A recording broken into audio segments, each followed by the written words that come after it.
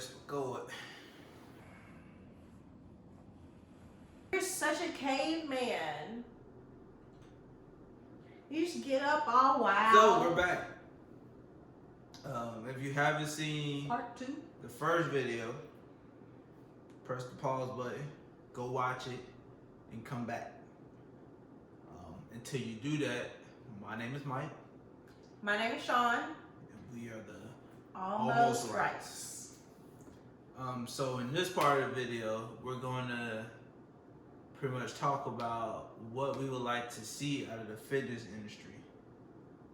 So, what would you like to see? So out of the fitness industry, what I would hope to see one day is personal trainers that look very real.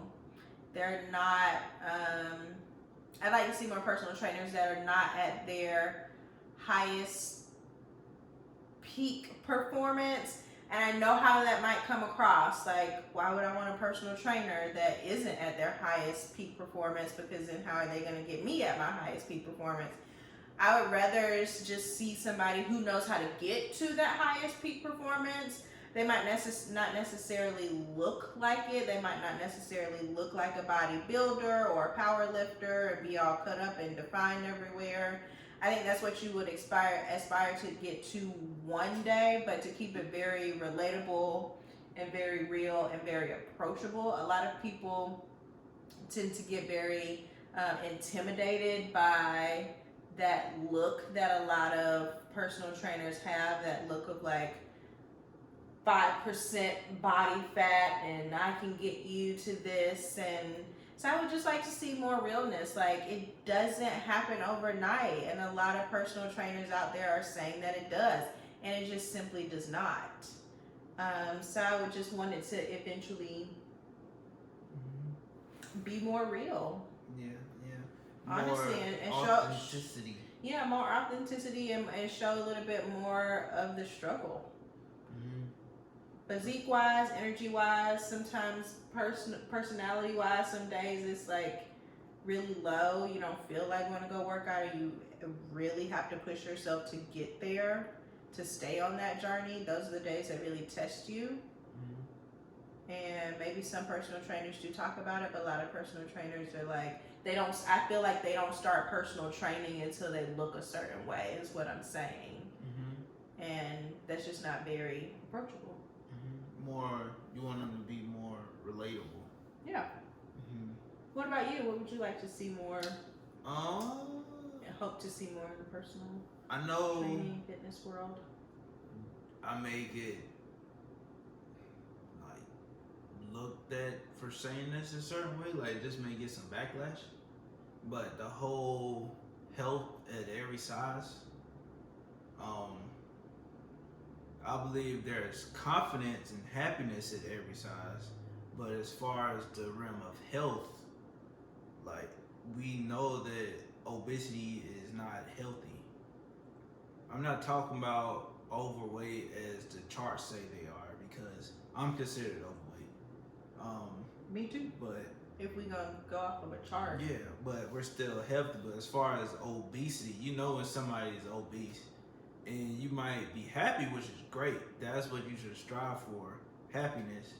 But if you have like a bunch of angst and pains, or you just lack confidence in some areas, like, oh, I can't do this because of my size, like, that's not healthy. And the whole health at every size thing keeps people from going to the gym, from doing certain things. Taking back control.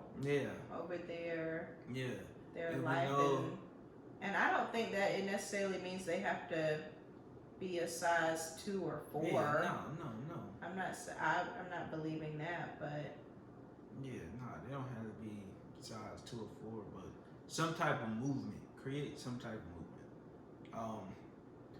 And I don't want to say the word because the video gets flagged and a bunch of ads that come up, but y'all know with the recent things going on last year and this year, it attacks people that are unhealthy per se or have underlying health issues. So The reason why we're in a pandemic yeah, right now. so that I would like to see that. Yeah, like you were saying, more relatability. The fitness industry, they push. You can eat anything and lose weight. You can eat McDonald's and lose weight. Okay, are we talking about? Yeah, you can eat McDonald's once, like Jared. He can eat Subway, a half a sub twice a day or something like that, and lost weight. But is that healthy? No, it's not at all.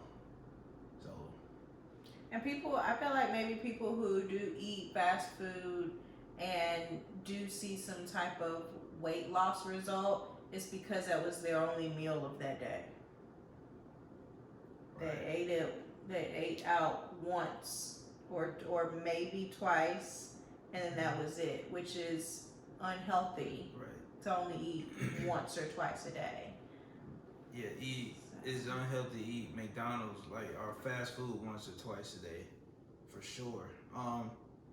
And like when you're a certain weight, eating that type of meal once a day, you can get away with it for a little bit, but your body will go into starvation mode, and it's just not healthy at all. You will binge. And McDonald's is not real food. It's like you may look. It is Play-Doh food. You may look like you lost weight on the outside, but on the inside, how like my mom she'll tell me this person got so and so and they used to lift weights every day, or someone you will hear people they had a heart attack but they was in the gym, but what were they eating?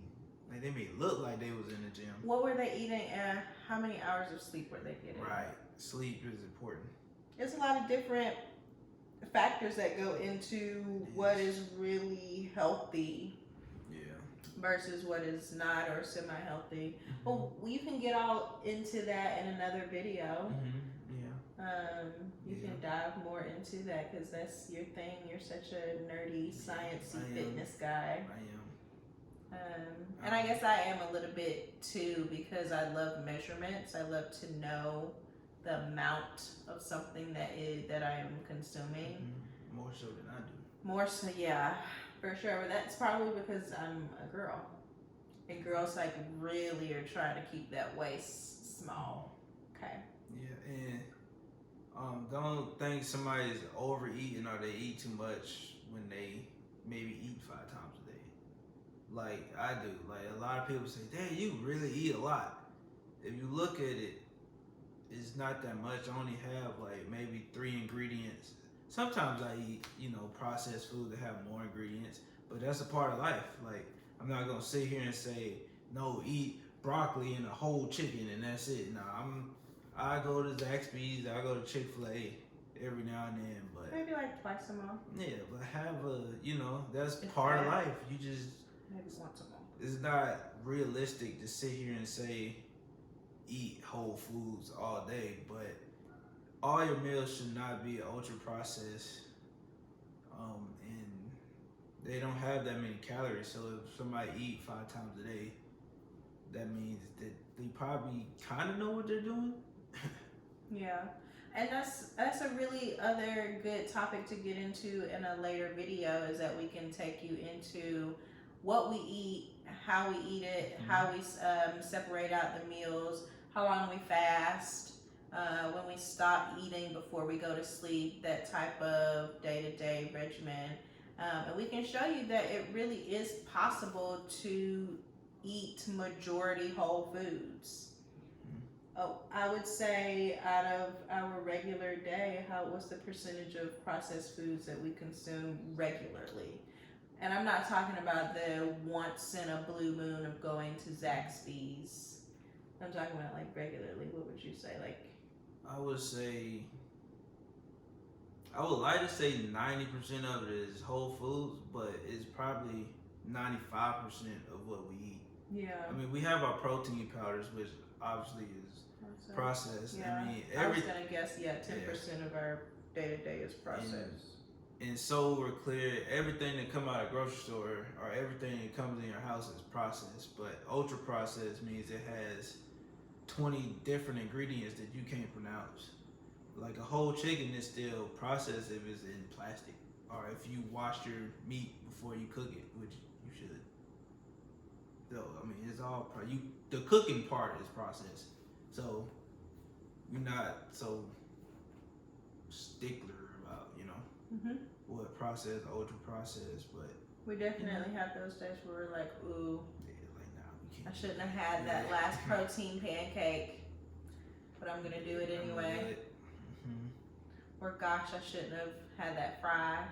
Or that cookie, because I love cookies, and I'm gonna eat it. Yeah. Oh, and another thing before we end that I would like to see change is the whole about fasting. A lot of people starve and binge. That's how they fast. They don't fast and then consume the proper foods. They starve themselves, then they binge, and then I didn't actually know that. Yep.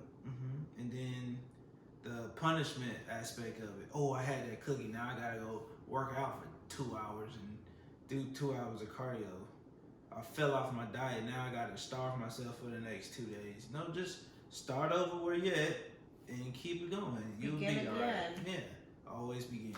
I always say that begin again. Yeah. It's okay to start something over again. It is.